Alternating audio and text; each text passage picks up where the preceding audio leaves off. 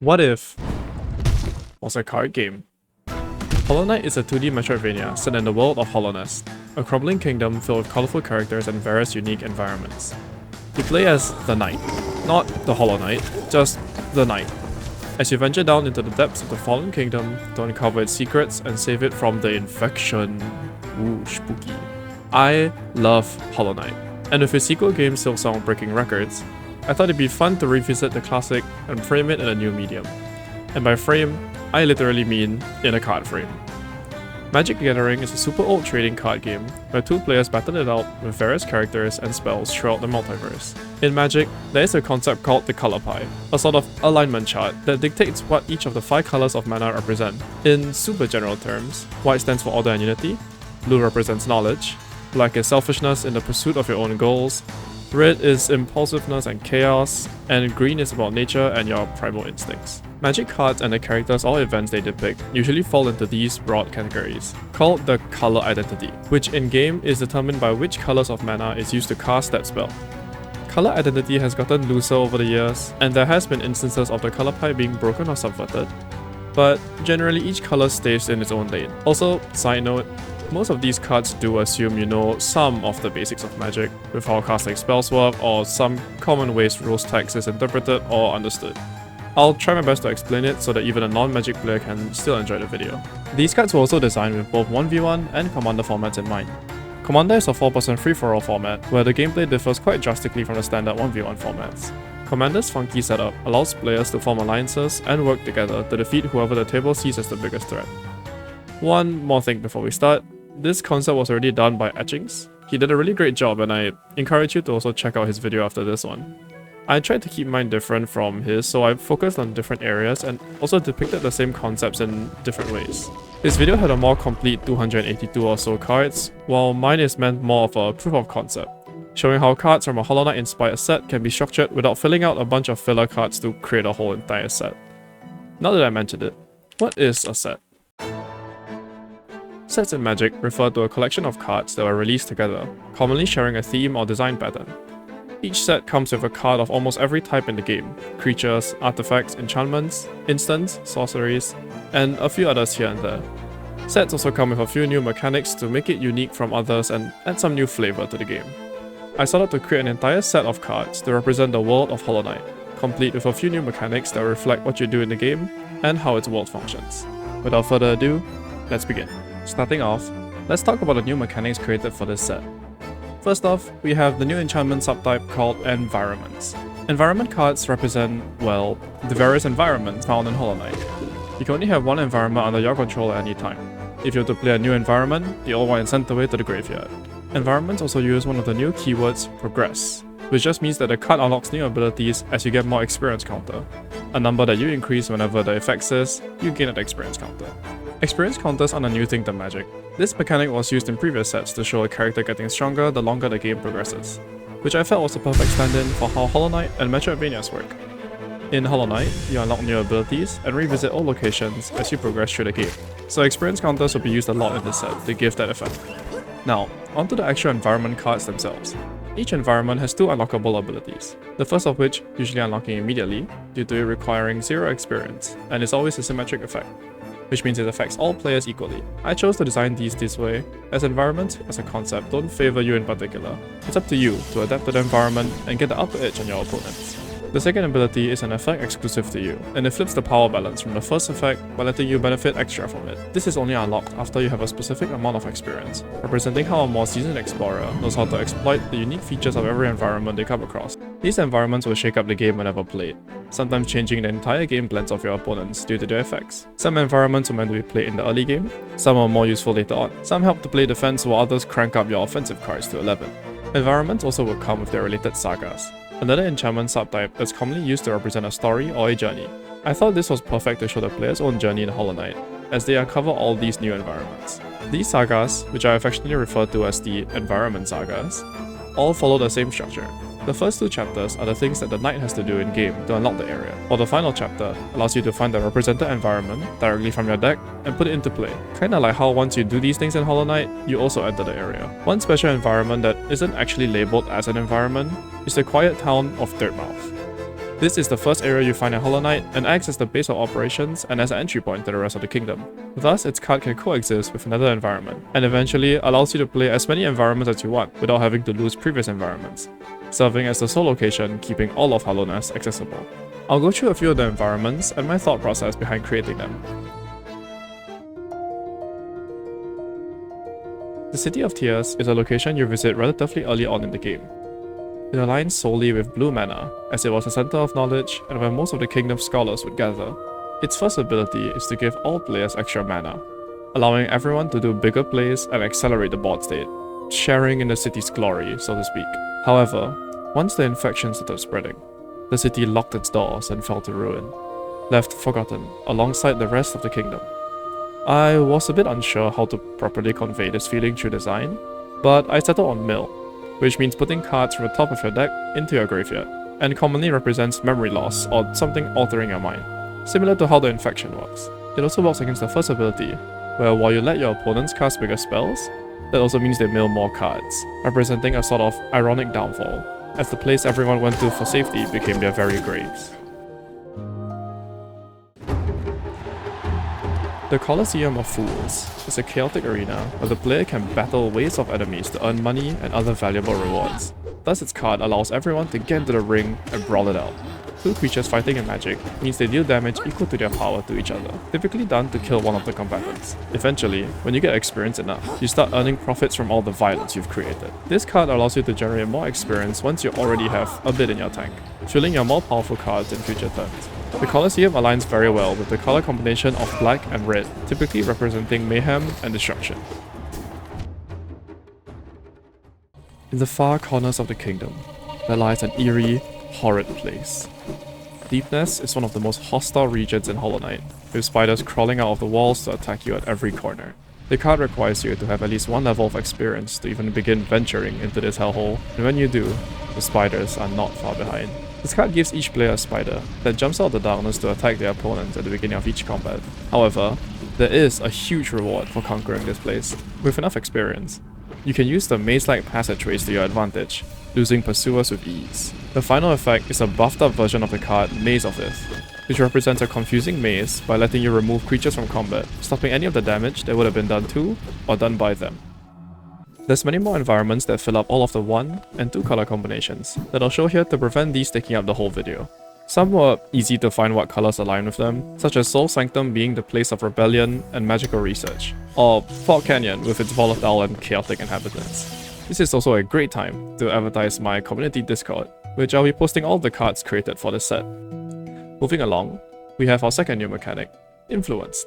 Hollow Knight's main antagonist is the Radiance, a forgotten god that took revenge on the denizens of Hallownest by causing the infection. The infection in Hollow Knight manifests itself through dreams, slowly influencing the target's mind and driving them crazy. In Magic, to dream usually refers to drawing, milling, scrying, or discarding cards.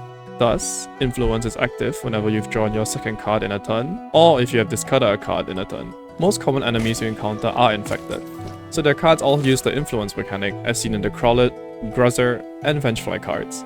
This mechanic is generic enough for each color to both use and activate by itself. In Magic, you draw one card per turn, so as long as you can draw at least one more card, or just discard a card, Influence will be active for your whole turn. Some of the more interesting Influence cards are the False Knight, one of the first bosses you fight in-game, who is just a little maggot piloting an empty suit of armor. This card assists with equipping equipment, a special type of artifact which gives various boosts to the creatures they're equipped to. When influenced by the Radiance, this foe becomes a much bigger threat to your opponents.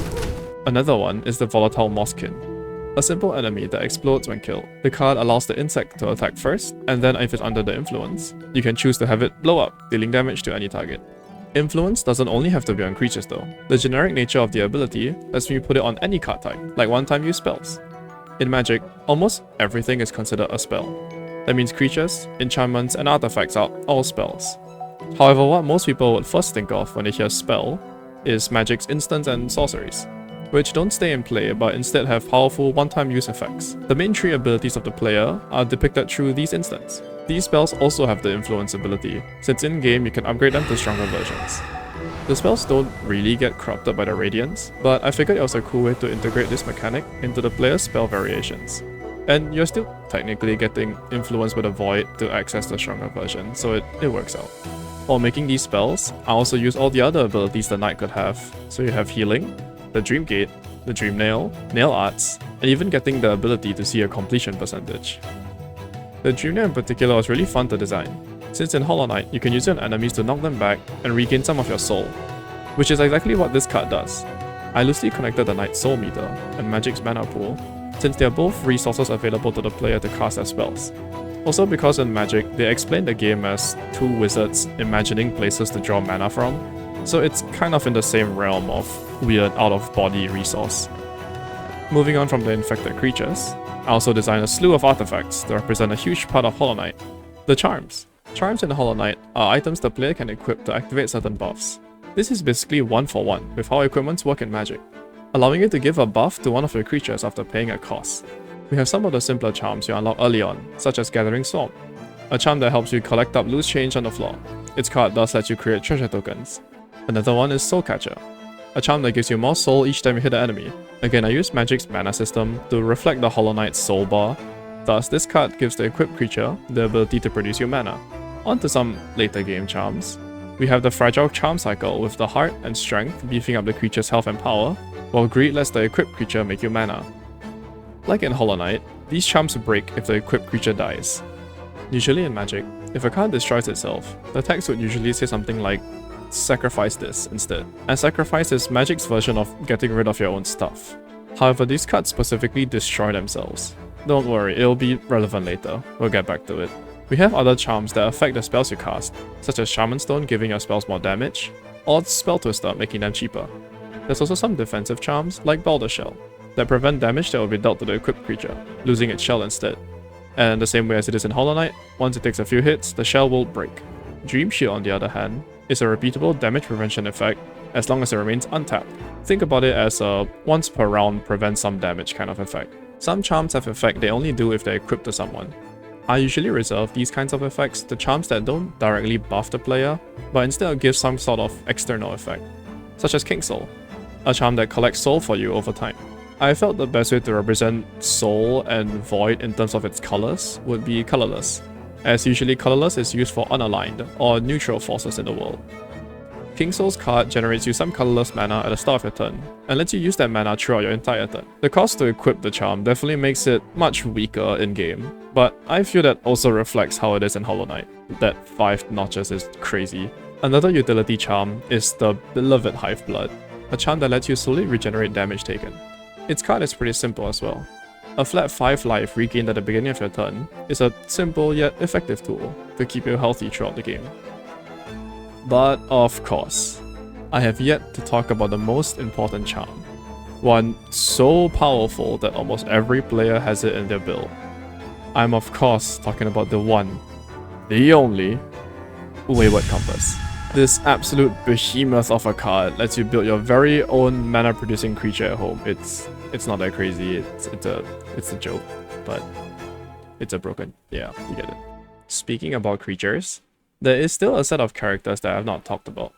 These are of course the colorful cast of bugs you find along your journey. These guys aren't corrupted by the Radiance's influence, and are on their very own journey themselves. Therefore, they also have the progress keyword that the environments have, unlocking new abilities as they gain more experience. The Knight is our player character, in all 5 colors. This is mainly to allow the deck to play all of the cards from the set if you're playing it as your commander, but let's just say it's because the player has to master all parts of the game or something. Even though the Knight is in all 5 colors, its color identity is colorless, due to the devoid keyword. I felt this represented the idea of the Knight well, as even though the Knight possesses traits that can be found in each of the colors, it's still emotionless and hollow inside. The Knight also lets you gain experience when any creature with 1 or more colors dies, since almost all the enemies you fight align somewhere along the color pie. As you gain more experience, the Knight becomes a much more competent combatant, while also producing you some mana that can be cast on spells, showcasing the dual nature of the Knight being both a spellcaster and a melee duelist. Another proficient duelist is your local shopkeeper, Sly. Oh. Don't look down on this tiny man, as he is one of the most trained professionals in the nail arts. Early on, he serves as just another friendly merchant, selling you treasures, food, or clues. He can even supply your other creatures with nails of their very own. However, once your relation with him develops further, he picks up his giant nail and leaps into battle himself. I can't mention the thrill of combat without bringing up my favorite arena pit fighter, Tiso. This Catholic skirmisher thrives in the Colosseum, gaining experience for each foe bested, as long as the challenger is worthy enough. In the early stages of his career, he uses his trusty shield, throwing damage at his opponents should they be too dangerous for him to engage in melee. Once battle hardened, his shield throws become deadly, being able to fell even the bulkiest of opponents. To round out the creatures in this set, there are some who are neither infected nor warrant having the progress mechanic. These usually depict more passive or static characters, with their purpose in the story mainly to serve as a constant threat or ally without much growth on their own. Starting off with Best Girl and fan favorite Divine, the charm-eating thing from the Grim Troop. In exchange for a hefty cost, you can feed her any of your equipment, and she'll excrete out an unbreakable version of it. This is why the fragile charms specifically destroy themselves. As with Divine's Blessing, their destroy claws will not be able to get rid of themselves, letting you reuse them should the bearer ever meet their end. Okay, but let's not forget about the second best girl in Hollowness, the Grubs. These cute little fellows are scattered all across Hollowness for you to find and rescue. In-game, they're shuffled into your deck for you to find. Once you find enough Grubs, 3 in this case, you can get a reward from the almighty Grubfather, some spare cash, and some experience. Okay, well, finally we can get to a less known female character in the game, the half-spider princess, Hornet. This agile warrior comes in 2 variants, referred to as Protector for the first encounter, and Sentinel as the second encounter. Thus, the best way to fit both of them together into one card is to use the transform mechanic. On the front side, Hornet is a fragile, yet hard-hitting fighter, with haste allowing her to attack the turn she arrives on the battlefield. Whenever she does attack, she can throw one of her equipments to any target, hitting other creatures, or even your opponents directly. Her agile nature even allows her to dash out of combat should the situation get dicey, making her a very difficult foe to take down. Finally, once you have enough experience, you gain access to Hornet's flip side, Hornet, Watchful Sentinel. This flip side comes with increased lethality and bulk, while giving her the powerful First Strike keyword, allowing her to deal damage before her opponents, which synergizes perfectly with her ability to remove herself from combat, as she can strike her opponents, then dodge out of combat before they get a chance to strike back. Whenever Hornet picks up a kill, or dies, you gain some experience. Her equipment tossing ability is changed to be something you have to pay mana for instead of a free activation, since I felt this version of Hornet had many more tools at her disposal and didn't rely on the throwing move as much. However, this change also allows her to choose when she throws her tools, and how many, as this ability can be activated at all times, not only when attacking, giving her much more versatility on the battlefield. In a small shop found in the City of Tears, a humble collector sits and examines the cryptic text written on an old carapace. Relic Seeker Lem is a simple yet useful merchant that lets you trade in the various artifacts found during your stay in Hollowness for a boost in cash. His card also lets you seek deeper into your deck, potentially finding even more relics and treasures when you play an artifact spell. Found amidst the jellyfish in the volatile Fog Canyon, a quaint pop-up shop sits with a charming bug at the counter. Millibel the Banker appears as a safe way to store any currency you have to prevent it from being lost or death. However, trust this geo-grubbing bug too much, and she hightails it out of there with your money in tow. Her card does this exact same thing, allowing you to store unused mana in the form of bank counters on her, and then cashing them out on later turns to have an explosive power play. Put too many bank counters, however, and she'll run off, leaving you in deep trouble and empty pockets. I also made a cool wanted poster version of this card. I just thought it fit well with the thief. There are so many other characters I've not covered yet, like everyone's favorite husband and map guy Cornifer, letting you play every environment in the set. Or Quirrell, a fellow ruin diver trying to figure out what called him to Hollowness in the first place. There's also the secluded shaman Gigi, who helps you get a dead creature back, though it's only their soul. Again, if you'd like to see all the cards, the Discord link will be below. But now we've gone through most of the cards, the characters, locations, spells, and even charms. Yet I feel there's something still missing. Another thing Hollow Knight is known for, and something you'd find everywhere in the game, the...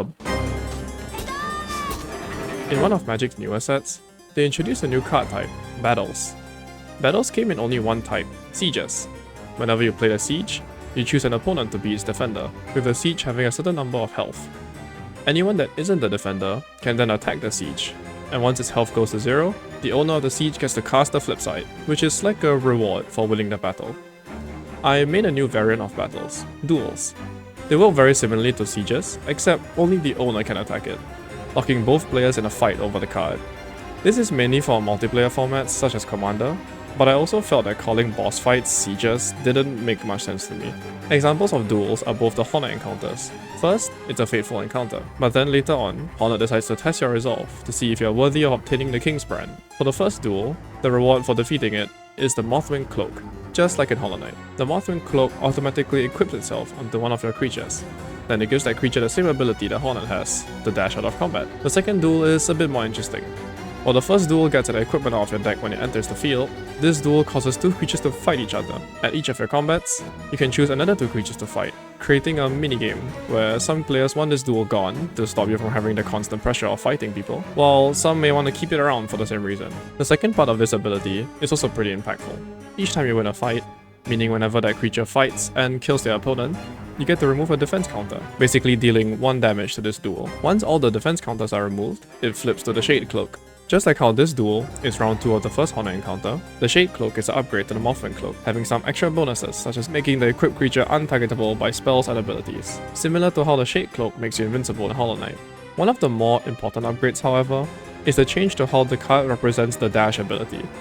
Instead of removing the creature from combat, it instead prevents the next instance of damage dealt to the creature. This means in a combat, where the equipped creature is being blocked by just one enemy, the cloak allows its wearer to deal their damage, while preventing the enemy from hitting back, making the creature really hard to effectively block.